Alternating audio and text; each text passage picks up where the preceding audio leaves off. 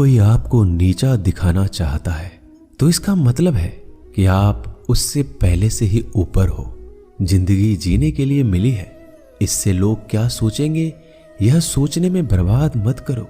किसी के बुरे वक्त में उसका हाथ पकड़ो, सहारा दो, उसे हिम्मत दो, क्योंकि बुरा वक्त थोड़े समय में चला जाएगा लेकिन वह आपको दुआ जिंदगी भर देता रहेगा।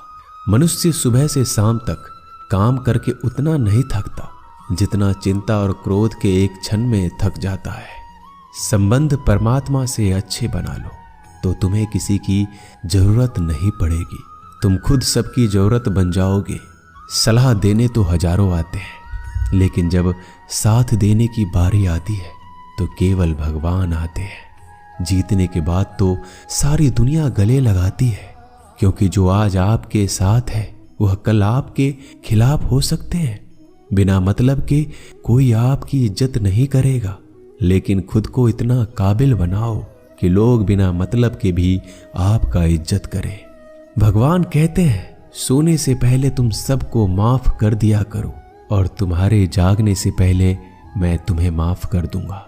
भगवान ऑक्सीजन की तरह है जिन्हें आप देख नहीं सकते लेकिन उसके बिना आप रह भी नहीं सकते। कोई और तुम्हारी मदद नहीं कर सकता, अपनी मदद स्वयं करो। आप खुद के सबसे अच्छे मित्र हैं और सबसे बड़े दुश्मन भी। इंसान तब समझदार नहीं होता जब वह बड़ी बातें करने लगे, बल्कि समझदार तब होता है जब वो छोटी छोटी बातों को समझने लगे।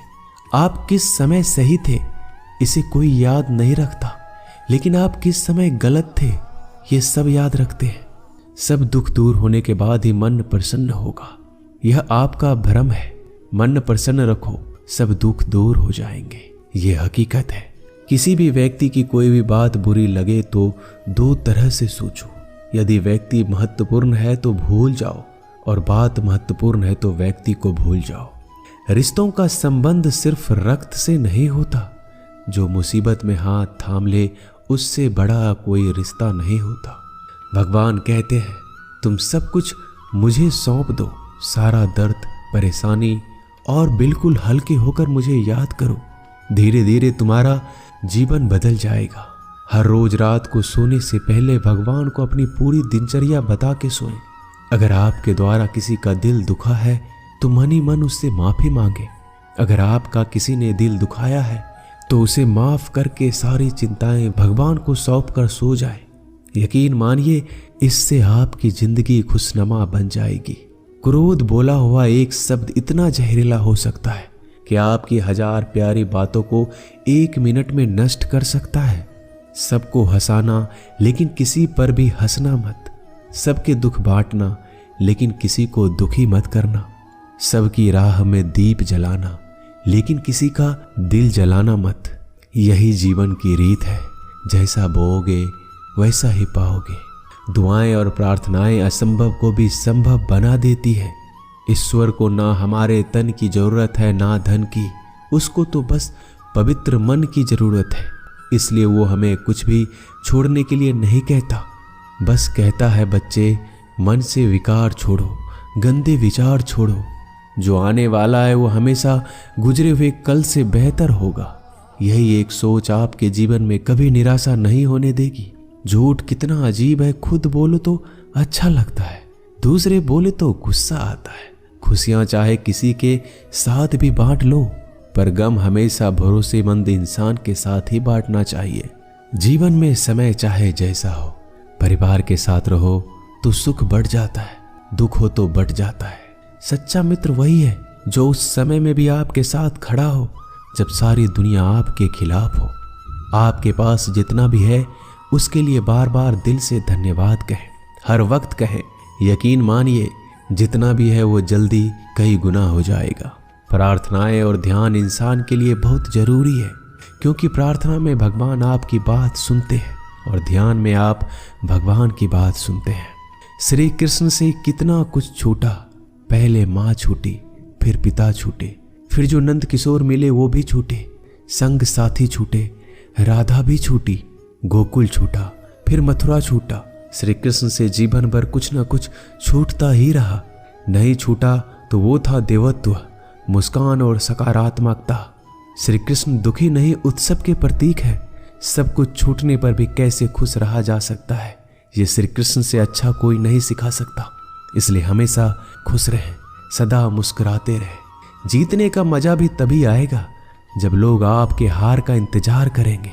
गीता में लिखा है, यदि कोई आपको अच्छा लगता है तो अच्छा वो नहीं, अच्छे आप हैं, क्योंकि उसमें अच्छाई देखने वाली नजर आपके पास है। अपनी पीड़ा के लिए संसार को दोष मत दो, अपने मन को समझाओ। तुम्हारे मन का परिवर्तन ही तुम्हारे दुखों का अंत है। सोच और नीयत अच्छी रखिए, फिर आपके कष्ट प्रभु स्वयं दूर कर देंगे। याद रखना, भगवान से कभी उम्मीद छोड़ना नहीं और दुनिया वालों से कभी उम्मीद रखना नहीं। सुख दुख एक सिक्के के दो पहलू है। जहां सुख होगा वहां दुख भी होगा, जहां दुख होगा वहां सुख भी होगा। इसलिए सुख दुख के बारे में बिना सोचे निरंतर अपने लक्ष्य को प्राप्त करने के लिए प्रयास करते रहना चाहिए। एक बात हमेशा याद रखना, किसी के सामने गिड़गिड़ाने से ना मोहब्बत मिलती है ना इज्जत। इसलिए अपने स्वाभिमान को जिंदा रखो। कोई अगर आपकी किस्मत में होगा तो आपके पास खुद ही चलकर आएगा।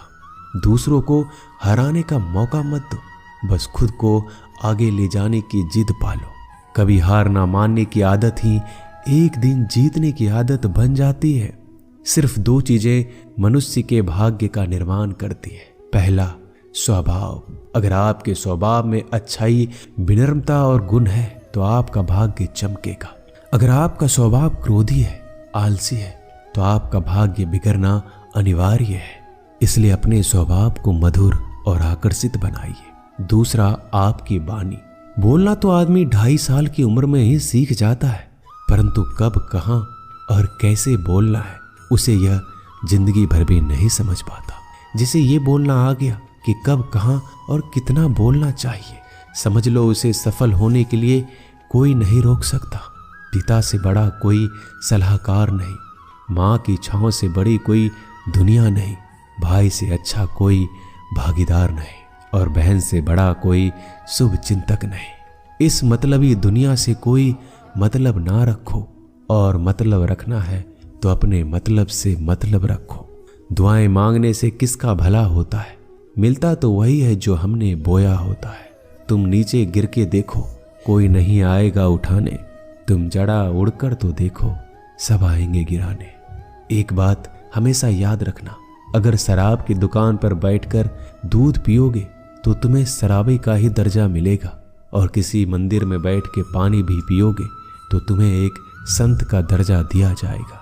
इसलिए आप किसके साथ उठते बैठते हो ये बहुत मायने रखता है। दोस्तों, आशा करता हूं कि आपने इस वीडियो से बहुत सारी सीख ली होगी। मिलते हैं जल्दी एक नए ज्ञानवर्धक वीडियो में। धन्यवाद। अपना ख्याल रखिएगा।